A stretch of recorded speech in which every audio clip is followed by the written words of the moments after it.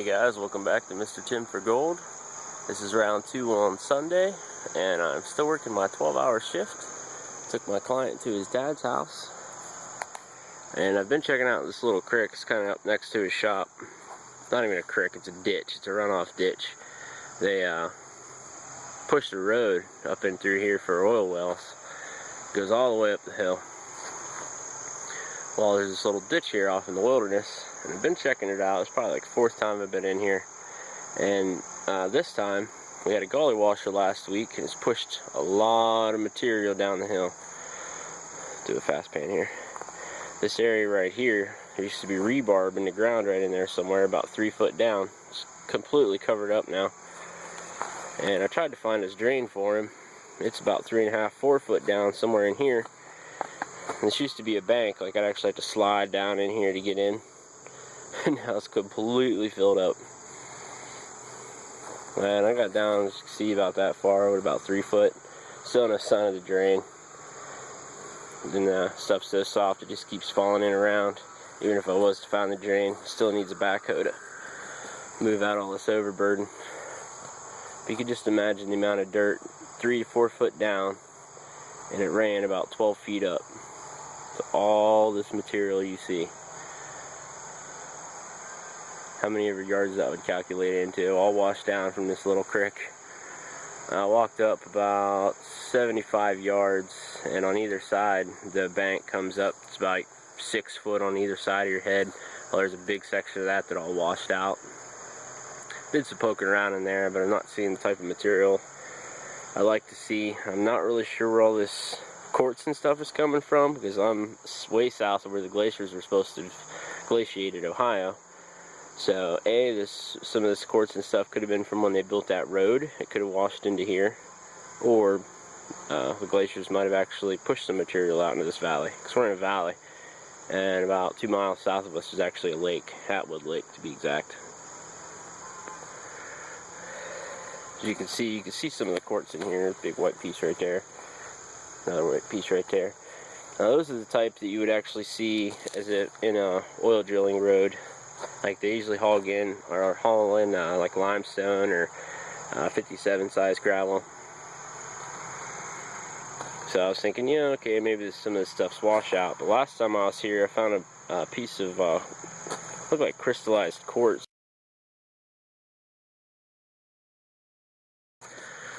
Here's just a few I just picked up before I started recording. And this is not native to Ohio stuff.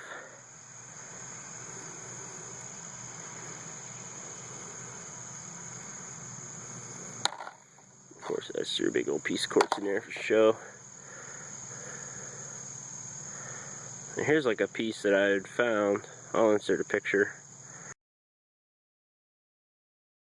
I think it's still rolling around in my truck, but it's just like a little sliver. Too small to even tell. There you can see the glimmer. I'm running out of daylight too. It's almost time for the GPS show. I'm trying to get my stuff filled up. And if you've ever tried classifying semi-dry material with no water, what a pain in the ass. You can see my classifier is just caked. I already filled up one 5-gallon bucket. I started about 75 yards upstream. Anywhere it looked like a good spot where like a heavy gravel was mixed in, or behind a tree, like as a little creek thing would bend, I'd dig out some, move downstream a little bit. That way when I got to the end I wouldn't have a 100-pound bucket to carry all the way out. Here's actually the last few spots I was testing right in here. So I'm going to take all this stuff home. I work till 11 o'clock tonight, so get to run it later. Got one more bucket, I'm going to fill it up. Basically right here at the head. This is almost washed down material, so I don't really expect to find anything. But I've been wanting to prospect this, so I can at least say that I did. Right where the shovel is at, I'm going to take a sample there. And then I'll probably finish up with that sandy gravelish material down in there. You can tell on the left side it looks like a little bigger rock. This stuff's pretty misleading though. Like you'll see a lot of these big rocks on top. You dig down 3 inches and it's all sand. So I'm not really sure. Definitely be interested to see the results, considering the types of rock and stuff that I've been seeing in here. So I'm going to finish out this last bucket and I'll catch you guys in a bit. Real quick here, should be able to see this. Save the material that's coming through. This is why you need water. You can see all the sand and stuff sticking to the stuff. But I'm not too concerned about all the little tiny flakes. Let me look at the size of quartz in here. A big old boy. It's like a green looking rock. Definitely not stuff you normally see in Ohio. Got a big old piece of glass. Lots of trash up in here. They dumped a bunch upstream there. There's no sense even trying to pick it out. This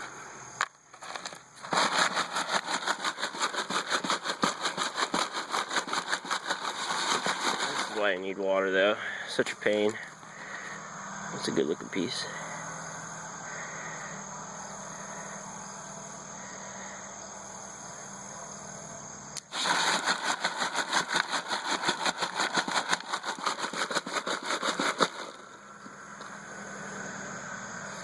A lot of material still left on it, but there's nothing you can do about it without water.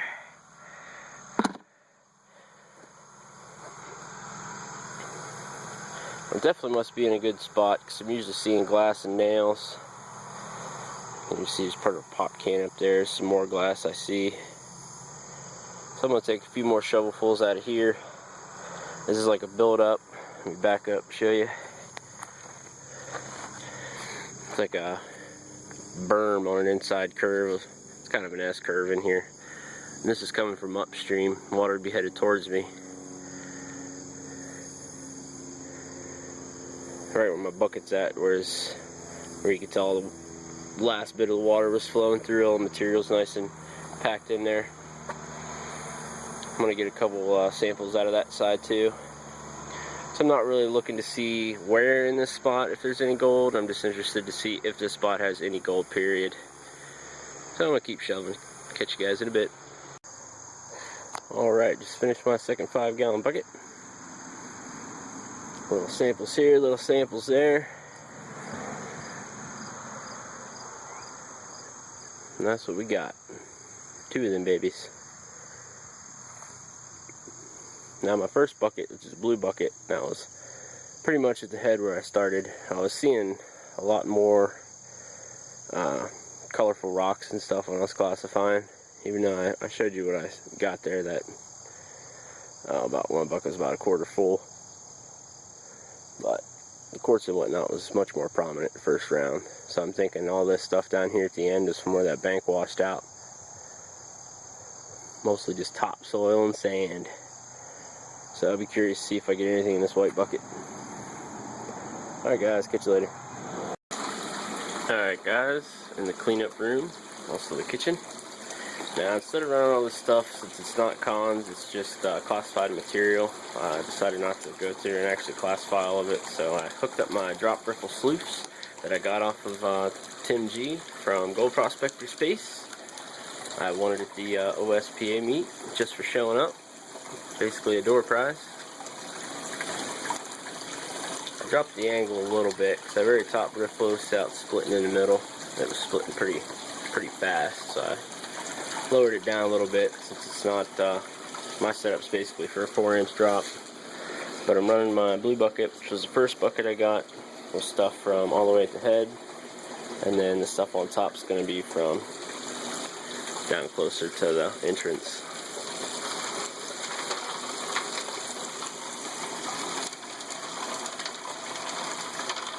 These drop riffles work really nice. And this is a 1/4 inch classified, which I did on the spot. I'm kind of getting my material pre-soaked a little bit, since it is a little dry.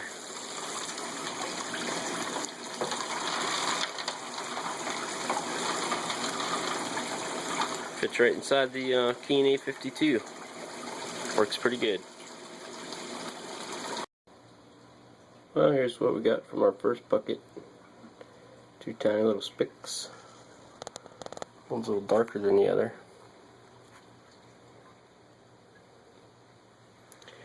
And that was through the drop riffle at 5-gallon bucket. All gone. But the water was so nasty, I ended up having to clean up my pump twice. Definitely need to wash the gravel first. So I'm going to empty all this stuff out and start over and start on bucket number 2. See how we do.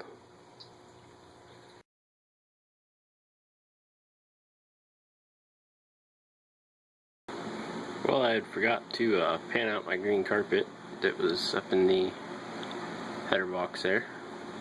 So I stuck that in the pan. Lo and behold, if I can get a shot.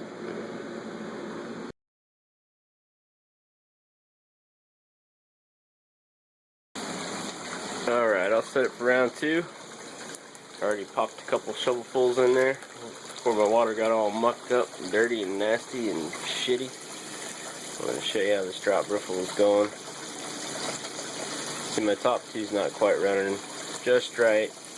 That'd be due to my green carpet. It's not 100% where I want it to be. But I don't technically have a gold cleanup room, so each time I put this thing together, I have to put it all together and re-level and tweak and tune. And I just downloaded a level app, or angle degree app, as far as the front to bottom drop goes. I'll insert a screenshot there.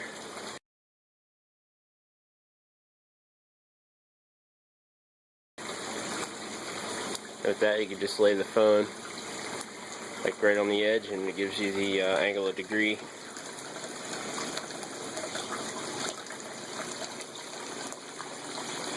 Definitely like how it's not as bad as it was. It's clearing out like that second riffle.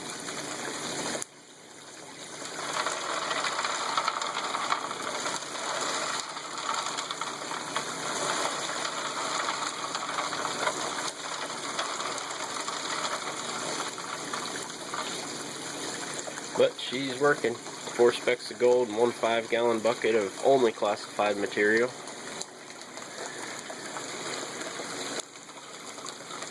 She's not working too bad.